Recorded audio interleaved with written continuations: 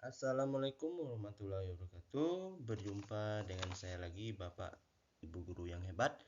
Mudah-mudahan tahun ini lolos ikut PPG ya, dan juga lolos PPG-nya supaya dapat penghasilan ya. Kali ini Bapak Ibu kita bahas tuntas soal terbaru Bapak Ibu ya, soal pretest dan juga soal UP PPG dalam jabatan tahun 2023 khusus PGSD part 2 ya, part 1 kemarin sudah, silahkan Bapak Ibu tonton kalau bagi yang belum. Ya, Bapak Ibu tolong tonton video ini sampai selesai ya, jangan di skip supaya Bapak Ibu paham. Kalau Bapak Ibu paham, tentu Bapak Ibu bisa mengerjakan soal nanti dan bisa lolos untuk kebaikan Bapak Ibu juga. Dan juga Bapak Ibu sahabat saya semua, tolong dukung channel ini dengan subscribe ya, like, bagikan, dan juga jika ada kendala terkait soal pretest atau UP ya, silahkan chat di kolom komentar ya Bapak Ibu ya. Nomor 1.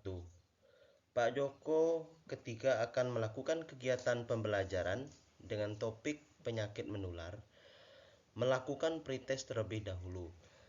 Hal ini artinya guru memperhatikan karakteristik peserta didik dalam hal titik-titik A. Motivasi awalnya, B. Perkembangan sosialnya, C. Perkembangan emosinya, D. Perkembangan motoriknya, E. Kemampuan awalnya. Nah, Bapak Ibu jawabannya adalah E ya, yaitu kemampuan awalnya. Nah, mengapa kemampuan awalnya Bapak Ibu, bukan yang lainnya? Karena di sini jelas ya, Pak Joko ini ya, yaitu melakukan pembelajaran penyakit menular ini, dia melakukan pretest terlebih dahulu. Nah, ini kata kuncinya di sini, pretest Bapak Ibu, terlebih dahulu. Ketika melakukan pretest ini Bapak Ibu ya, ketika mengajar artinya kita memperhatikan karakteristik peserta didik dalam kemampuan awalnya ya. Nomor 2. Salah satu perkembangan teknologi dalam praktik pembelajaran adalah dengan mengintegrasikan teknologi. Salah satunya adalah pembelajaran yang memanfaatkan sosial media. Dalam pembelajaran tersebut memberikan kesempatan peserta didik untuk titik-titik-titik. A. Berkolaborasi, berbagi informasi, berinteraksi. B. Berbagi informasi, berkolaborasi, mengembangkan kemampuan individu. C. Berinteraksi, berbagi informasi, memperbaiki kesalahannya. D. Berkolaborasi, mengembangkan kemampuan individu, berinteraksi. E. Berkorespondensi terkait proses pembelajaran yang berlangsung di kelas. Jadi jawabannya adalah A Bapak Ibu ya, yaitu berkolaborasi, berbagi informasi, dan berinteraksi. Kata kunci soalnya mudah Bapak Ibu ya. Jadi praktek pembelajaran ini ya, lakukan ini yaitu mengintegrasikan teknologi ya, yaitu memanfaatkan sosial media. Jadi dalam memanfaatkan teknologi sosial media ini, anak-anak itu bisa berkolaborasi satu sama lain ya, melalui WhatsApp group ya, melalui Google Meet ya, dan lain-lainnya. Dan juga mereka saling berbagi informasi ya, dan juga saling berinteraksi satu sama lain. Jadi jawaban B, C, D, E, dan E itu ada yang salah ya. Jadi tidak mengembangkan kemampuan individu ya, dia lebih fokus ke prosesnya, kolaborasi informasi tadi ya, bukan perbaiki kesalahan dan lain-lain. Jadi jawabannya A Bapak Ibu ya. Nomor 3. Untuk mengerjakan tugas dengan baik, apalagi tugas bertumpuk-tumpuk, selalu diperlukan banyak energi. Terkait dengan hal ini, pilihan salah satu jawaban yang paling mendekati diri Anda. A. Tidak peduli pada banyaknya tugas apapun, yang penting saya baik-baik saja. B. Kehabisan tenaga, bahkan sebelum tugas terselesaikan. C. Energi terkuras setelah mengerjakan tugas sehingga kurang siap mengerjakan tugas-tugas berikutnya. D. Energi hampir terkuras habis, perlu istirahat beberapa waktu sebelum mengerjakan tugas berikutnya. E. Semua terselesaikan sesuai waktu direncanakan sehingga masih ada energi untuk tugas berikutnya. Nah, Bapak Ibu, jawaban di sini adalah E ya, Bapak Ibu ya. Semua terselesaikan sesuai waktu direncanakan sehingga masih ada energi untuk tugas berikutnya. Mengapa jawaban E, Bapak Ibu ya? Pertanyaan ini menguji KP, tes kompetensi diri Bapak Ibu ya. Kita sebagai guru itu seperti apa gitu. Jadi kalau menjawab seperti ini Bapak Ibu, itu kita pilih jawaban opsi itu yang paling bagus, yang paling sempurna. Walaupun sebenarnya itu kita tidak sempurna. Karena jawaban yang diinginkan itu adalah sempurna, nilainya itu 5 seperti itu. Maka jawabannya E. Tidak. Lanjut. Nomor 4. Pertanyaan mengumpulkan data dalam kurung informasi dengan berbagai teknik, mengasosiasi atau menganalisis atau mengolah data dalam kurung informasi, dan menarik kesimpulan serta mengkomunikasikan hasil yang terjadi dari kesimpulan untuk memperoleh pengetahuan, keterampilan, dan sikap. Langkah yang dilakukan Pak Ali itu merupakan bagian dari model pembelajaran titik-titik. A. Portofolio. B. Scientific dalam kurung 5M, mengamati, menanya, mengumpulkan informasi, mengasosiasi atau mengolah data, mengkomunikasikan. C. Penemuan. D. Penilaian autentik. C. Problem based learning ya, PBL. Jadi jawaban di sini adalah B Bapak Ibu ya. B, yaitu scientific. Scientific ini ada 5M Bapak Ibu ya. Pertama mengamati, dan itu menanya ya, mengumpulkan informasi ya, mengasosiasi atau mengolah data, dan mengkomunikasikan. Mengapa jawaban Bapak Ibu ya? Jawaban B, karena jelas sekali Bapak Ibu di sini ya.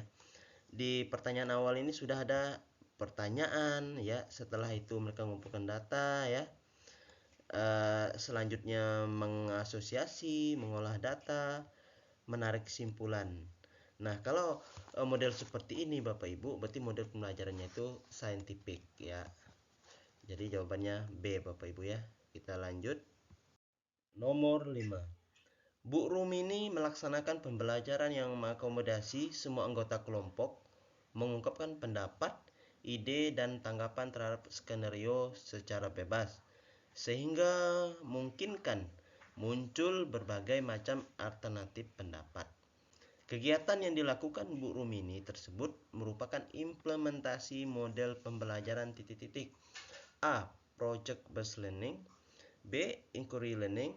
Di situ ada penyelidikan, penemuan, siswa menemukan sendiri pengetahuannya. C. Discovery learning atau pembuktian. D. Problem based learning. E. Problem solving. Jadi jawabannya adalah B Bapak Ibu ya. Inquiry learning, di situ ada penyelidikan, penemuan, siswa menemukan sendiri pengetahuannya ya. Mengapa Bapak Ibu?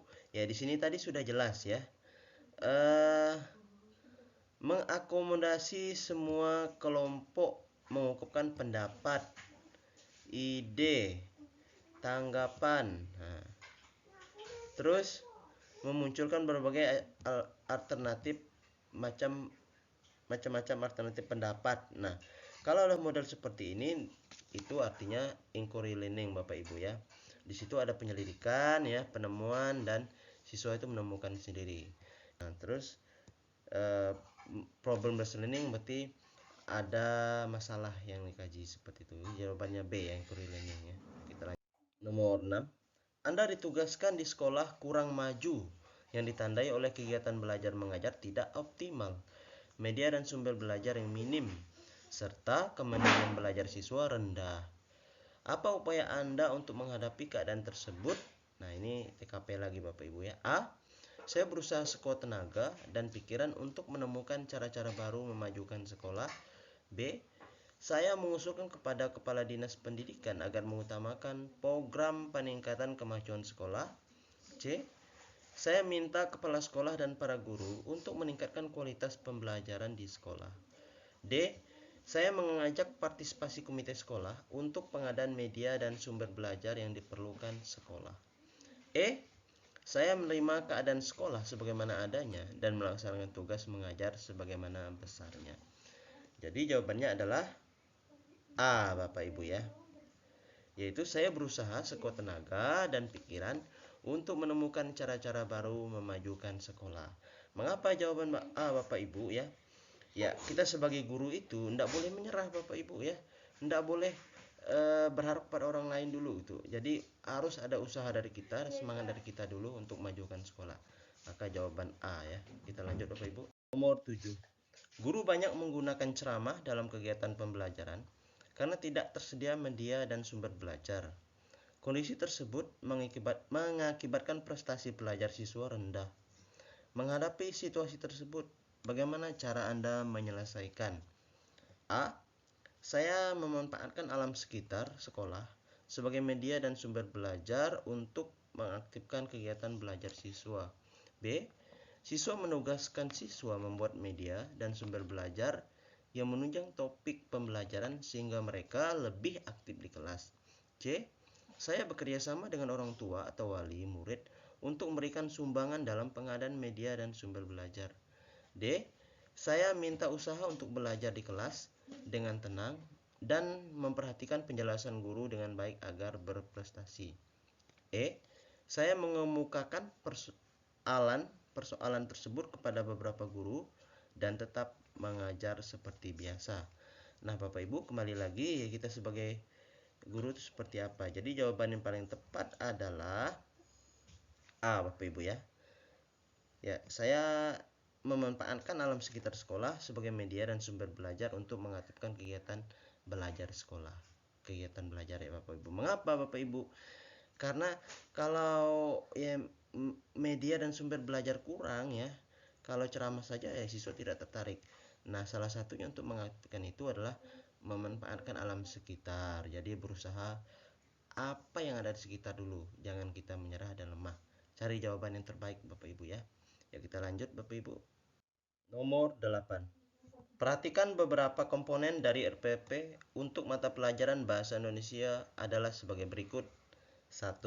Kompetensi dasar, yaitu mengenal kegiatan bermusyawarah.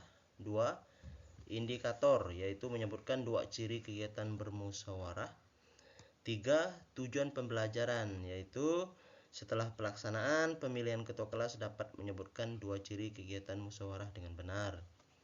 Berdasarkan komponen-komponen RPP tersebut, prinsip digunakan adalah A. Memberikan umpan balik. B. Mendorong partisipasi aktif peserta didik. C. Memperhatikan perbedaan individu peserta didik. D. Keterkaitan dan keterpaduan. E. Guru dan peserta didik memecahkan masalah. Jadi jawabannya adalah D, Bapak Ibu ya. Keterkaitan dan keterpaduan. Mengapa Bapak Ibu? Dalam komponen RPP ini sudah jelas. Kompetensi dasar itu mengenal kegiatan musyawarah. Terus dilanjutkan indikatornya itu mereka menyebutkan dua ciri kegiatan musyawarah. Nah, setelah itu di tujuan pembelajarannya itu yaitu mereka langsung pelaksanaan demonstrasi pelaksanaan pemilihan ketua kelas. Ya. Nah, ini prinsipnya yaitu keterkaitan dan keterpaduan. Jadi jawabannya D Bapak Ibu ya yang paling tepat. Kita lanjut ya. Nomor 9. Silabus dan RPP sama-sama sebagai rencana proses pembelajaran. Perbedaannya adalah sebagai berikut. A. Silabus berisi kompetensi dasar, sedangkan RPP mengarahkan kegiatan belajar untuk mencapai kompetensi dasar. B. Silabus bersumber dari standar isi dan standar lulusan, sedangkan RPP bersumber dari standar kompetensi lulusan. C. RPP dibuat oleh setiap guru, sedangkan silabus dibuat oleh tim guru. D. RPP dan silabus keduanya disusun oleh setiap satuan pendidikan. E. Silabus dan materi ajar berbasis kompetensi, sedangkan RPP bersumber dari silabus. Jadi jawaban paling tepat adalah A, Bapak Ibu ya. Silabus berisi kompetensi dasar ya, sedangkan RPP ini mengarahkan kegiatan belajar untuk mencapai kompetensi dasar tersebut. Bukan sebaliknya, Bapak Ibu ya. Maka jawaban yang benar adalah A ya. Nomor 10. Perhatikan langkah-langkah kegiatan pembelajaran yang masih acak berikut ini. 1. Mengorganisasi siswa dalam belajar. 2. Orientasi siswa pada masalah. 3. Membimbing penyelidikan siswa secara mandiri atau kelompok. 4. Mengembangkan dan menyajikan hasil evaluasi. 5. Menganalisis dan mengevaluasi proses pemecahan masalah.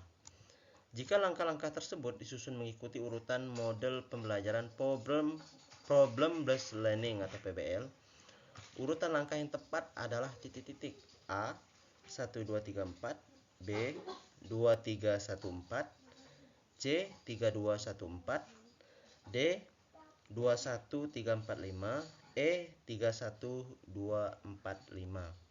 Jadi jawaban yang benar adalah D, Bapak Ibu ya. 2, 1, 3, 4, 5. Jadi semuanya dipakai. Jadi Bapak Ibu ya, model pembelajaran PBL ini ya, yang paling tepatnya pertama kita apa? Yaitu orientasi siswa pada masalah dulu ya. Setelah itu baru mengorganisasi siswa dalam belajar. Selanjutnya membimbing penyelidikan siswa secara mandiri atau kelompok.